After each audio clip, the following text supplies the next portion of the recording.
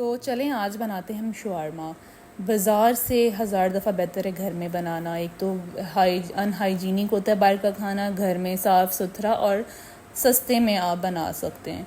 तो ये मैंने मैदा लिया है 2.5 कप, जो कि आधा किलो मैदा बनता है। 50 रुपए का आपको किसी भी दुकान से मिल जाएगा। और इसमें बाकी सब्जी, नमक, चीनी ऐड करके इसको 15 मिनट के लिए रखते हैं।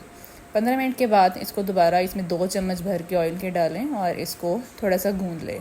ये बहुत स्टिकी होगा, पतला सा होगा। अब इसको 2 से 3 घंटे के लिए रख दें। एंड लुक एट दिस, कितने ज़बरदस्त तरीके से ये फूल चुका है। ये बहुत स्टिकी होगा, तो इस स्टिकीनेस से आपने बिल्कुल भी परेशान नहीं होना। हमारी शवारमा ब्रेड बहुत ही मज़े की बनेगी, बहुत सॉफ्ट सी ब्रेड होगी। बस आपने सूखा मैदा लगा लगा के आटे को थोड़ा सा सेट कर लेना है।